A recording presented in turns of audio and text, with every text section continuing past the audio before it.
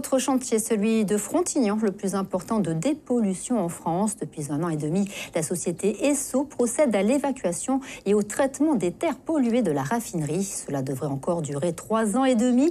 Un travail titanesque et très technique que nous détaillent Laurent Baumel et Franck de Tranchant. Des pelleteuses en pleine action sur l'ancienne dalle de la raffinerie mobile de Frontignan. Il faut casser ce béton pour ensuite atteindre les terres souillées par plus de 80 ans d'exploitation. C'est la société Séché Environnement qui a été choisie pour ce chantier hors norme. Les ingénieurs ont fait fabriquer une tente gonflable plus vaste qu'un terrain de football, capable de filtrer 220 000 mètres cubes d'air à l'heure. Un procédé unique au monde.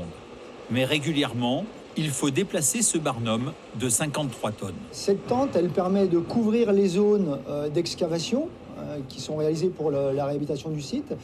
Et donc, elle permet de maîtriser les nuisances, notamment les odeurs, les poussières et toutes les émissions qui pourraient se produire du fait de ces excavations. Une pollution que l'on doit essentiellement au bombardement du 25 juin 1944 par les Américains. 58 bombes larguées sur la raffinerie.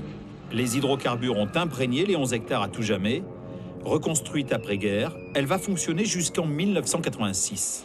Elle a été réhabilitée à la fin de l'exploitation, dans les années 90, avec les moyens de l'époque, qui étaient plus limités que ceux qu'on peut avoir actuellement. Donc ils ont fait des sondages, et entre 2 sondages très impactés, ils ont fait des tranchées, et ils ont pompé en fait les hydrocarbures flottants au-dessus de la nappe, et ensuite ils ont rebouché. Donc les sols sont restés en place, et c'est ce qu'on traite aujourd'hui. On fait une réhabilitation complémentaire pour enlever la source au sol. Enlever la source au sol, les résidus d'hydrocarbures encore enfouis. Un travail délicat, technique, réalisé par 40 experts. Le site ayant été bombardé, il a fallu prendre des précautions. D'ici la fin du chantier, 165 000 mètres cubes de terre seront retournés, la moitié évacuée et traitée. Il restera des impacts résiduels, puisqu'on réhabilite le site pour un usage conforme à un usage industriel. Donc il restera des impacts résiduels, mais ils seront compatibles avec le redéveloppement du site. Un tiers des 11 hectares a déjà été nettoyé. Le chantier, si tout va bien, devrait se terminer d'ici la fin 2025.